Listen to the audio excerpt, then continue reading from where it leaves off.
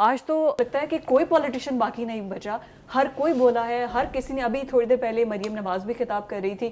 خیر, coming back to the topic, جو پاکستان تحریک انصاف والے جو وائٹ پیپر جاری کیا ہے, ہمارے ویورز کو سمجھانے کے لیے وہ ماننے کو تیار نہیں ہے کہ ہم الیکشن ہارے ہیں, تو اب وائٹ پیپر سے ثابت کیا ہوگا؟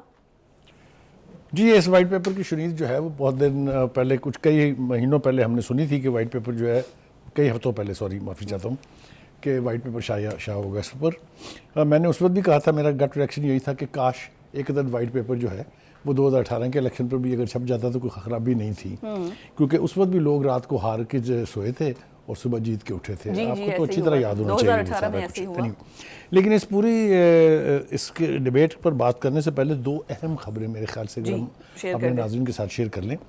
ایک تو یہ ہے کہ ایران نے بھی امریکی اور برطانوی شہریوں اور اداروں پر اقتصادی پابندیوں کا اعلان کر دیا ہے. وہ کہتے ہیں نا کہ کیا پدی کا شوروا, یہ تو اپنی جگہ ہے, لیکن کسی نے تو جرت کی ہے نا, کسی نے تو جواب دیا ہے نا ان سینکشن کا جو ان کے ملک کے خلاف لگائی گئی ہیں.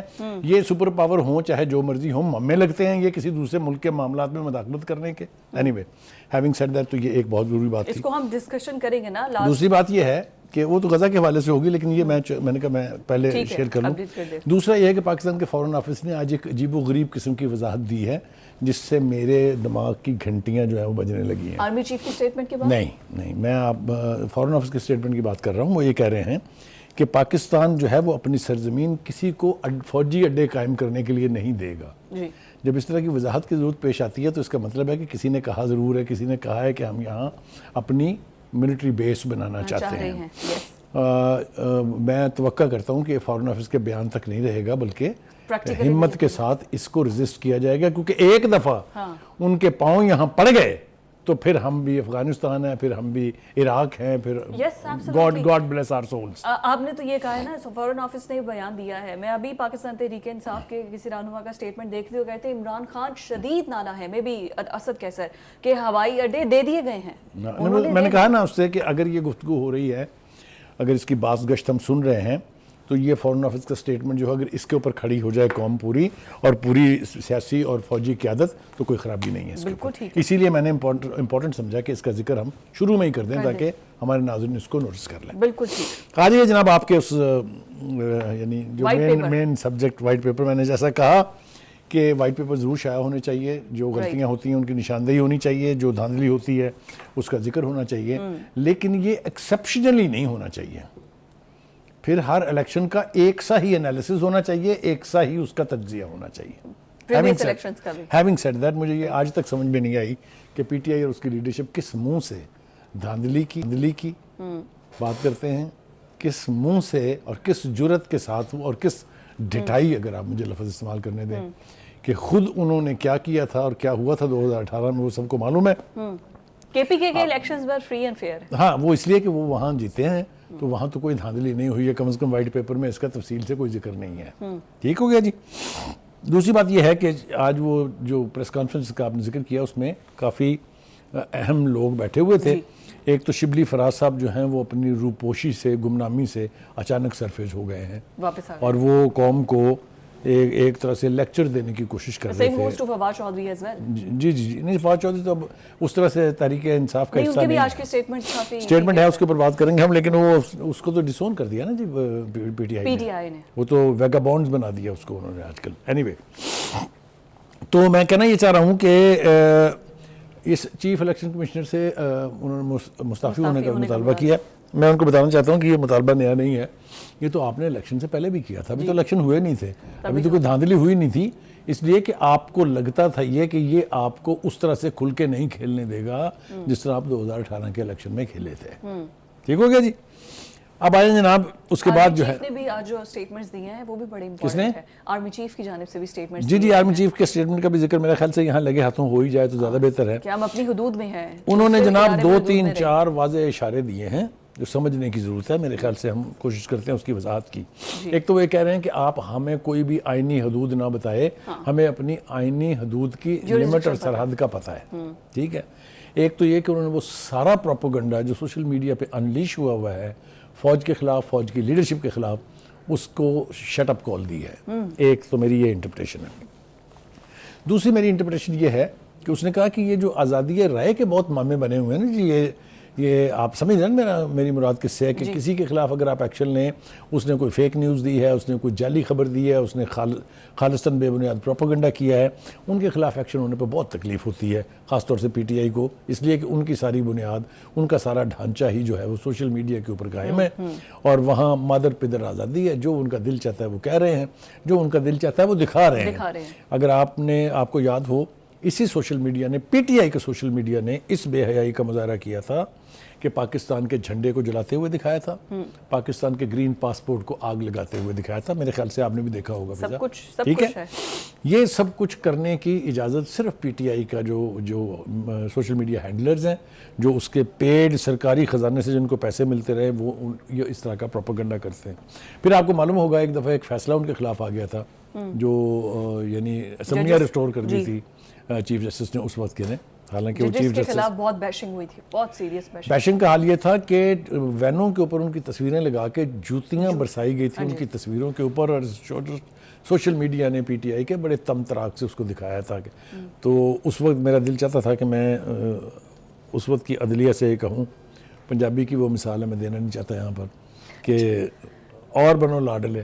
جی سمجھ گئے نا میں کیا کہنا چاہتا ہوں؟ پہنچ گئے ہیں لوگ، وہاں تک پہنچ گئے ہیں۔ چیف کے اس حوالے سے چیف کا دوسرا جو اشارہ ہے وہ ایک تو یہ آزادی رائے کا حوالہ دے کے جو دل میں آئے کہنے والوں کو اشارہ دیا انہوں نے، اگر وارننگ پی ٹی آئی کو ہے تو وارننگ باقیوں کو بھی ہے۔ دوسری بات یہ کہ انہوں نے اپنے ادارے کی طرف سے بھی ایک طرح سے یہ ایکسپلین کرنے کی کوشش کی ہے کہ دیکھیے ہم اپنی لیمٹس میں رہیں گے، ہم کراس نہیں کریں گے until of course you provoke us to an extent where جو کچھ ماضی میں ہوتا رہا ہے وہ کرنا پڑے، خدا نہ خواستہ اللہ نہ کرے کہ وہ دن میں اور آپ دیکھیں جب اس طرح کی صورتحال پھر دوبارہ ہو۔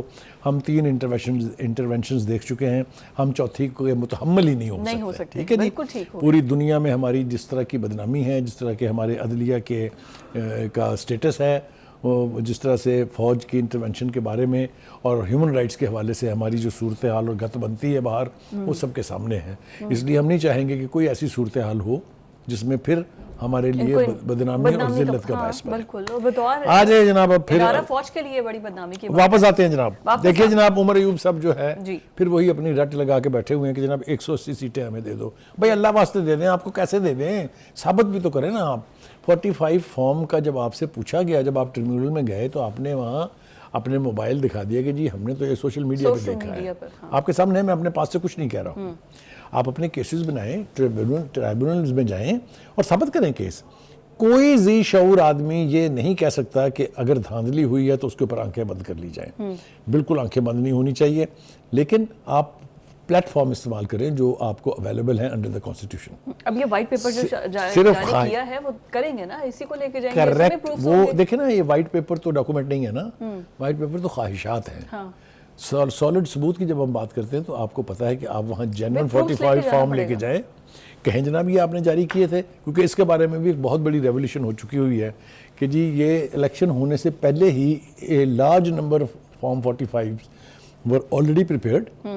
جو ہی پہلا فارم 45 نکلا ہے پھر ریلیز کر دیے اس کے، پھر وہ دستخط کر کے کاپی کر پیسٹ کر کے جو وہ جاری ہوئے ہیں، اور یہی بات وہ فارم 47 کے بارے میں کہتے ہیں۔ دونوں جانب سے بیان اسی طرح فائن، دیکھیے نا کسی نہ کسی نتیجے پر پہنچنا ہے۔ جو شبلی فراز نے باتیں کی ہیں، مذاکرات کی جو گو ہیڈ دے دیا گیا ہے، اس پر میں چاہوں گی کہ جی بالکل ٹھیک ہے، آپ نے یہ بالکل صحیح بات ہے۔ دیکھیے اس وقت صورتحال یہ ہے کہ پی ٹی آئی کے حوالے سے مذاکرات کرنے نہ کرنے کے حوالے سے جتنے منہ ہیں اتنی باتیں ہم نے سنی ہیں۔ میں جلدی مین ریپیٹ کر دیتا ہوں۔ بانی پی ٹی آئی نے کہا ہے کسی سے مذاکرات نہیں ہوں گے، یاد ہے آپ کو؟ پھر بانی پی ٹی آئی نے کہا ہے اسٹیبلشمنٹ سے بات کرنے کے لیے میں تیار ہوں، یس۔ پھر کہا پولیٹیکل پروسیس شروع ہونا چاہیے، ہم پولیٹیکل پارٹیز کے ساتھ بیٹھ کے بات کرنے کے لیے تیار ہیں۔ پھر انہوں نے کہا کہ نہیں جناب، ہماری تو بات صرف اسٹیبلشمنٹ سے ہوگی کیونکہ وہی ہیں ہو کال دا شاٹس۔ ٹھیک ہے، ہم پولیٹیکل پارٹی سے کیا بات کرنی، ہم ان سے کیا بات کریں گے، ان کے اختیار میں کچھ ہے ہی نہیں۔ مطلب کہنے کا یہ ہے کہ جس کے منہ میں جو آ رہا ہے وہ کہہ رہا ہے and they get away with it. ایک دفعہ پانی پی ٹی آئی کے منہ سے یہ کہلوانا ضروری ہے کہ جی ہم اس وقت جو رولنگ ایلیٹ ہے، جن میں پیپلز پارٹی اور نون لیگ مین پلیئرز ہیں، ان کے ساتھ بیٹھ کے بات چیت کرنے کے لیے تیار ہیں. مولانا فضل الرحمان کے ساتھ مذاکرات obviously وہ تو حصہ بن جائیں گے. اس وقت تو وہ ہی is on the other side of the fence نا، حکومت کے ساتھ نہیں ہے. یہی بات جو ہے وہ رانا ثناء اللہ کہہ رہے ہیں. رانا ثناء اللہ کہہ رہا ہے کہ بھائی ایک دفعہ فیصلہ کر لیں کہ بات کرنی ہے تو ہم تیار ہیں. اچھی بات یہ ہے کہ ان کی اس آفر کو جتنی دفعہ بھی کی گئی ہے، یہ نون لیگ کی قیادت نے کبھی یہ نہیں کہا کہ جناب what nonsense are you talking, ہم تو آپ سے بات ہی نہیں کریں گے. یہ بہت اچھی بات ہے. پولیٹیکل پروسیس میں اور پولیٹیکل پارٹیز میں یہ کبھی نہیں ہوتا that you close your doors on your opponents کہ جی ہم بات آپ سے نہیں کریں گے. تو اس اعتبار سے میں سمجھتا ہوں کہ مذاکرات اگر کرنے ہیں تو پھر یہ انیشیٹ ہونے چاہیے. اور کب کریں گے؟ ابھی کتنا انتظار کریں؟ نئی حکومت آ گئی ہے، نئی حکومت بن گئی ہے، 2 مہینے ہونے کو ہیں. وہی کہہ رہا ہوں کہ جو فیصلے آپ نے کرنے ہیں جلدی سے کریں، مذاکرات کریں، کسی کنارے لائیں. اب اس مذاکرات کا پس منظر کیا ہے؟ اس کا پس منظر یہ ہے کہ جی ساڈا میاں باہر لے آؤ، باہر آنا چاہیے عمران خان. ٹھیک ہے. یعنی اس میں مقدمات کی نوعیت کیا ہے، مقدمات میں سزائیں کیسے ہوئی ہیں، اس سب کچھ تو انہوں نے چیلنج کر رکھا ہے. جو عدالتی رویے ہم نے دیکھے ہیں اس سے ہم بعد میں بات کریں گے، میرے خیال دوسرے سیگمنٹ میں. لیکن یہ کہ مقدمات کی نوعیت ایسی ہے کہ جو سزائیں ہوئی ہیں وہ عدالتیں ہی انڈو کریں گی، وہ کسی سیاسی پروسیس کے نتیجے میں کوئی سٹنگ گورنمنٹ نہیں کر سکتی. لیکن مذاکرات ہم نے عدلیہ سے نہیں، پولیٹیکل پارٹی سے کرنی ہے. نہیں، انہوں نے ایک نئی وہ شرط رکھی ہے کہ اگر ہم حکومت سے اور اسٹیبلشمنٹ سے بات کریں گے تو بیچ میں عدلیہ بھی ہونی چاہیے. یہ بھی پی ٹی آئی کا نیا مطالبہ ہے. بیچ میں گارنٹر ہاں جی. ہمیں دیکھیے نا، گارنٹرز کی جہاں تک بات ہے، پہلی بات تو یہ ہے کہ مجھے بتائیں کہ خان صاحب کی گارنٹی کون دے گا؟ جلدی سے سوچ کے بتائیں. کوئی نہیں دے گا. اس لیے کہ ان کا صبح دوپہر شام ایک موضوع پر 3 بیک اینڈ فورتھ جانے کا ریکارڈ موجود ہے. نہیں، کچھ ججز کو محبت ہے، جس قسم کے ریمارکس آ رہے ہیں نا، اس محبت کا اظہار ججز اور طرح سے کر رہے ہیں، جیسا میں نے کہا اس کا ذکر کرتے ہیں. سیکنڈ پارٹ میں کرتے ہیں. جی بالکل کرتے ہیں. اچھا جی، یہ تو کمپلیٹ ہو گیا. اچھا، رانا ثناء اللہ کا اسٹیٹمنٹ اور فواد چودھری کا اسٹیٹمنٹ. فواد چودھری کہہ رہے ہیں میں پی ٹی آئی سے گیا ہی کب تھا جو واپس آنے کے لیے مجھ سے پوچھا جا رہا ہے. مطلب وہ تو اپنے آپ کو ابھی بھی پی ٹی آئی کا حصہ سمجھ رہے ہیں. تو یہ جو خط لکھا گیا تھا جیل میں عمران خان کو کہ جو ناراض ہو کے چلے گئے ہیں، یا ناراض تو نہیں، کسی پریشر کے تحت چلے گئے ہیں، ان کو واپس پی ٹی آئی میں لے کر آئیں. نہیں، یہ لے کر آنے پر غور کیا جائے گا. ہاں، کوئی غور کیا جائے گا. یہ لیٹر تھا. دیکھیے یہ وہ لوگ ہیں جن کو پارٹی ڈسون کر چکی ہے. نہیں، اب چونکہ وکلا کا ایک گرد ہے عمران خان، تو یہ تو میں آ رہا ہوں، میں اسی طرف آ رہا ہوں. پہلی بات تو یہ ہے کہ فواد چودھری صاحب ہمارے دوست ہیں. ان کو یہ ریئلائز کر لینا چاہیے کہ جس پارٹی میں وہ تھے، جس پارٹی کو وہ چھوڑ کے گئے تھے، اب یہ وہ پارٹی نہیں ہے. the closest one، یہی تو سب سے قریب. یہ وہ پارٹی نہیں ہے اس لیے کہ اس میں سے 2 تو بڑے گروپ بن گئے. ایک بن گیا جناب پرویز خٹک صاحب کے تحت، اور دوسرا بن گیا جناب جہانگیر ترین اور علیم خان کے تحت. سو ایک بڑی تعداد جو الیکٹیبلز کی تھی وہ تو ان کو چھوڑ کے بھاگ گئی. باقی ایک بڑی تعداد ان لوگوں کی تھی جن پر مقدمات قائم ہوئے، وہ روپوش ہو گئے. اتنے تو وہ بہادر ہیں.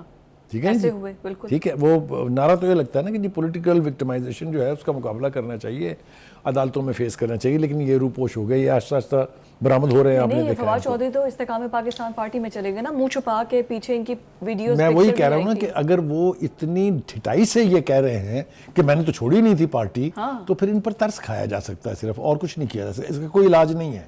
مگر یہ وہی رویہ ہے جو پی ٹی آئی کے لیڈر کا ہے، یہ وہی رویہ ہے جو اس کے لیڈر کے ذریعے نیچے تک آتا ہے. واپس آ جائیں گے یہ لوگ. دیکھیے گزارش یہ ہے کہ میں نے کہا، آپ نے میری بات نہیں سنی، یہ پارٹی وہ پارٹی نہیں ہے.